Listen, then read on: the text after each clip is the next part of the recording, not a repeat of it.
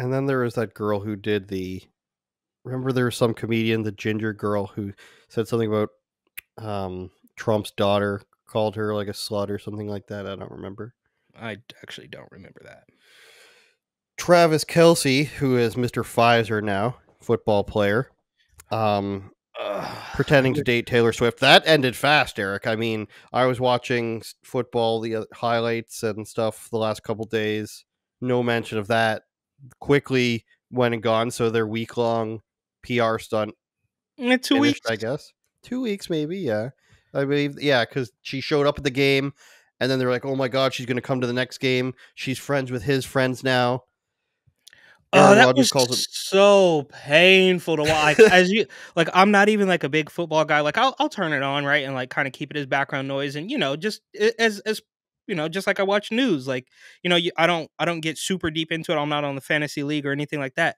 But just every split, like every other second was something about Taylor Swift, and then I scroll through my Instagram feed and it's Taylor Swift. It's just like, oh, this has like they had the what I like to call the Fetty Wap trajectory on that. Like they are just pounding, they are just beating you over the head with Taylor Swift and Travis Kelce. That it was quite obvious it had nothing to do but fizzle out. Like they just were not going to be able to keep up that level of, oh, Taylor Swift doesn't like the chicken tenders, or Taylor Swift's friend doesn't like the chicken tenders at the booth, or Taylor Swift's friend is wearing New Balances today, or Taylor Swift's sister doesn't like it's like, what the give it a rest, guys. Like this is absolutely despicable. You people are disgusting. You're all just everybody is stupid except for me. That's the line I'm going with. That's a shirt. Then they drive away in the convertible with the top down, Yeah, which you. I want the South Park. We want privacy. We want privacy. exactly. Yeah. So Aaron Rodgers challenges him to a debate, which I don't think is going to happen. Well, He of says course not. RFK can be on his side. Newly independent RFK in his workout attire, of course. Here TMZ used. He's so sexy. He's in shape. I'm not. Hold on. I need to channel it for. I'm not. I'm not a Democrat anymore. I'm independent. When people find out It's pretty after good. this It's a election, pretty good RFK. thank you. I've listened to him talk in person. He was on a screen, but it was live and in person. And I listened to him for 2 hours. It was difficult. Obviously, we don't want him to be. Obviously, we hope that nothing bad happens to him, but he's shirtless all the time. It's annoying. And after the election, people are going to find out that his policies were actually not good just because but the vaccine thing is such a hardcore topic still that, who knows if is he going to pull votes away from Trump or Biden at this point. Let's read a little bit. Aaron Rodgers wants to settle his back and forth with Mr. Pfizer once and for all, proposing a star-studded COVID-19 debate with Travis Kelce. He wants Kennedy Jr. and Fauci to get involved. AR8, which I guess is a name that I've never heard from Aaron Rodgers, and the Chief superstar have been sending playful jabs toward each other ever since he called him Mr. Pfizer on the Pat McAfee show. Mr. Pfizer said he didn't think he'd be in a vax war with me. This isn't just a war, it's a conversation. I don't know if you saw, this was Travis Kelce. This is going to be him, I believe, talking about how he just wanted, he's literally, Eric, you said it's worse now, but he's still using the 2020 talking points. This seems like a little bit ridiculous to ask, but what do you think of Aaron Rodgers calling you this? I thought it was pretty good. I mean, with this stash right now, I look like a guy named Mr. Pfizer. Who knew I'd get into the vax wars with Aaron Rodgers, man? It's Mr. Pfizer versus the Johnson & Johnson family over there, man. I don't think we asked you about, since you're in the commercial, can you kind of just say why you wanted to do that? I mean, I've always been, once I got the vaccine, I got it because of, keeping myself safe, keeping my family safe, community safe, community safe, and let's forget about all the stuff we found out about the vaccine, and everything's perfectly fine. We're on YouTube, and the Johnson & Johnson company, even though Aaron Rodgers didn't take any of it because he was allergic to it, and I'm just an athlete. I have no opinions, and I'm not going to get into this battle with somebody because I'm just keeping people safe, Eric. It's funny. This is all funny stuff. I can just push a pharmaceutical that has had terrible results and didn't do it did exactly what it was supposed to do and everything they said, and the president didn't lie, just like we heard in that Let's Go Brandon song. Completely despicable. And the reason he won't have a debate, obviously, would be because he doesn't care. He doesn't know anything about this stuff. He just gave you the Pfizer tagline. He's not about to go in and say anything other than, I'm an idiot. Where Rob Gronkowski is a lovable goon, and I don't mean that in a demeaning way, I just mean he's a big football guy who doesn't really care about a lot of stuff. Except he said no men and women's sports. Travis Kelce is just, I'd expect the same level of incoherence from a hockey player because they're so bad for that. Just mean, whatever, how could anybody disagree with this? I'm saying the right thing that I've been told. It's embarrassing, dude. Just stop.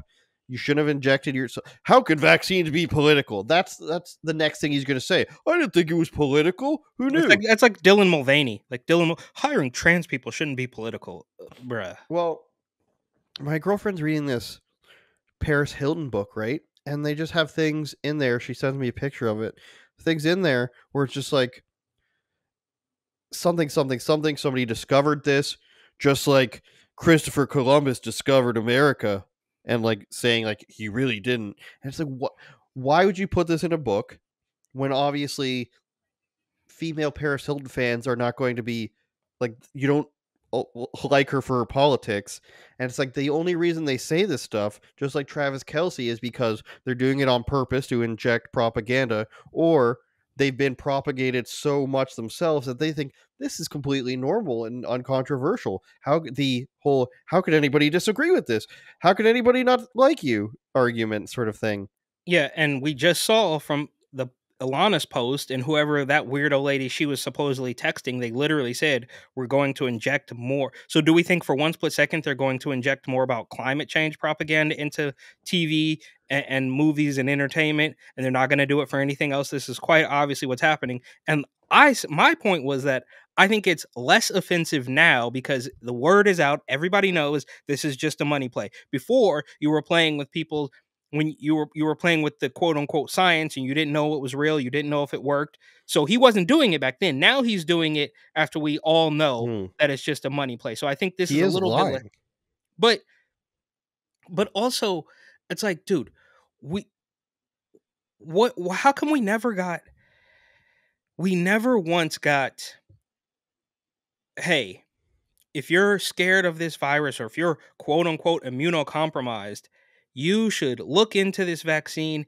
It's free. It could help you. Ask your doctor. It's there if you want it. It went straight from we'll give you a beer, we'll give you a donut, we'll give you you might be Fries. able to get a college scholarship, we'll give you French fries, we'll give you a cheeseburger, we'll give you all that stuff. And then they went to, oh yeah, if you don't do it, you can't go to work, you can't go to school, you can't travel. And now we're still pushing it with more and more celebrities. And of course, now we've tacked on the flu shot, which we were told that the flu was literally nothing like Rona. They were Double completely it up. different. And now he's got 2 Band-Aids on his arm. But my question is, why did we never, and maybe I missed it. Let me know. Point it out to me. Find it, sift the entire internet, ask ChatGPT, or whatever you have to do to let me know when somebody said, hey, this is out there. If you want it, we think it could work. It went straight from they were remember when they were walking on eggshells like, "Oh, if you're 60 and over, you can get it.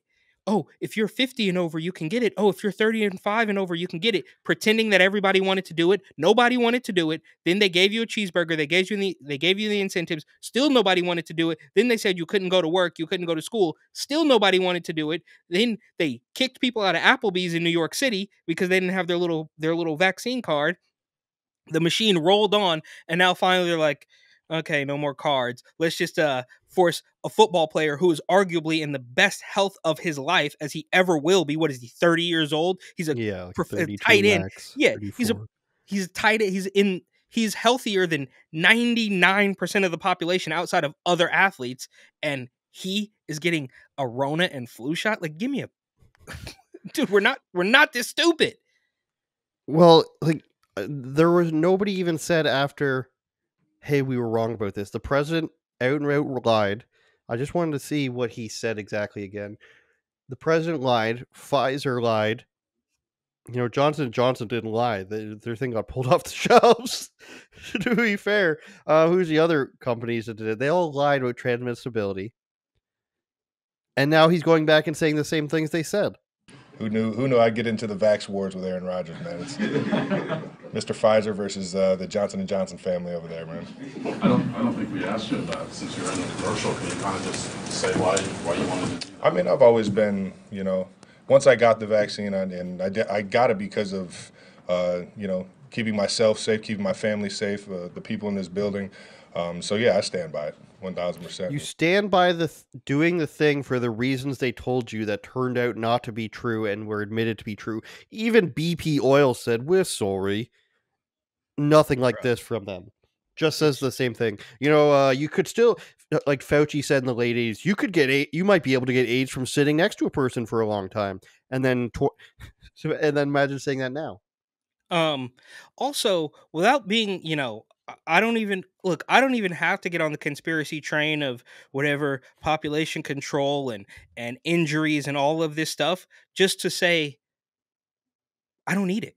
Like I don't need it. I'm not going to sit here and say it's going to kill you or it's going to, kill your kids or whatever. It's like I don't need it. I'm not sick. If you think it works, then you get it and you're safe. Like it doesn't even have to go any further than that. It's just very strange. Like it just had it it just had the free candy painted on the side of a white van type of thing. It's like, dude, I don't need it. I don't want it. Like, what the hell are you guys doing? Like, give it a rest. I don't want it. Move on. Turn it up, Jordan.